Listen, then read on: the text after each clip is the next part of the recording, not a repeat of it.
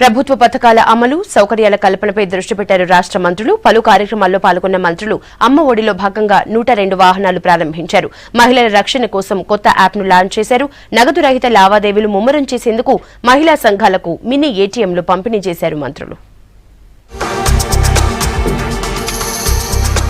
సిద్దిపేట జిల్లాను నేర రహితంగా మారుస్తామన్నారు మంత్రి హరీష్ రావు. కొత్తగా ఏర్పడ్డ కమిషనరేట్ల వల్ల నేరాల సంఖ్య గణనీయంగా తగ్గుతుందని చెప్పారు. నేరాల అదుపు కోసం పోలీసులు కొత్తగా అందుబాటులోకి తెచ్చిన హ్యాక్ ఐ యాప్ ను సిద్దిపేటలో ప్రారంభించారు మంత్రి. నేర రహిత గ్రామాల అభివృద్ధికి ప్రభుత్వం అధిక ప్రాధాన్యతనిస్తుందన్నారు.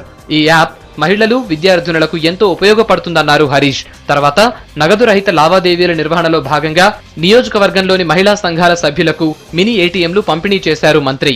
సిద్దిపేటలో మొట్టమొదటి ప్రారంభం కావడం, నూతన సంవత్సరం రోజు ప్రారంభం కావడం చాలా సంతోషంగా ఉంది.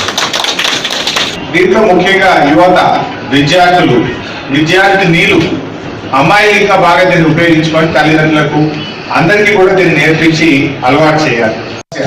మహిళలకు ఏదైనా ఇబ్బంది కలిగినప్పుడు మీరు దాంట్లోకి వెళ్తే ఈ యాప్ ద్వారా మీరు ఏం చేయొచ్చు, నేరుగా మీ సమస్యను పోలీస్ స్టేషన్ చేయొచ్చు. మీరు యాప్ లో ఒకసారి కొడితే కన్సర్ట్ ఎస్ఐ, సిఐ, ఏసీపీ ముగ్గురికి వెళ్ళిపోతుంది మెసేజ్. భూపాలపల్లి జయశంకర్ జిల్లా ములుగు డివిజన్ లో అమ్మఒడి పథకాన్ని జెండా ఊపి ప్రారంభించారు రాష్ట్ర గిరిజన శాఖ మంత్రి అజ్మీరా చందూలాల్. ప్రభుత్వ ఆరోగ్య కేంద్రాల్లో 102 వాహనాలు అందుబాటులోకి తెచ్చామన్నారు. ఏజెన్సీ ప్రాంతాల ప్రజలు, గర్భిణీలు అమ్మఒడి పథకాన్ని వినియోగించుకోవాలని సూచించారు.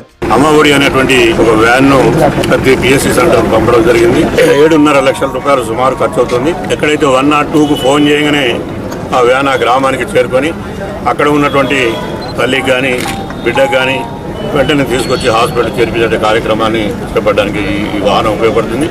అంటే డెలివరీ కన్నా ముందు పరీక్ష చేయించుకోవడానికి కూడా ఈ వ్యాన్ ఉపయోగించుకోవచ్చు.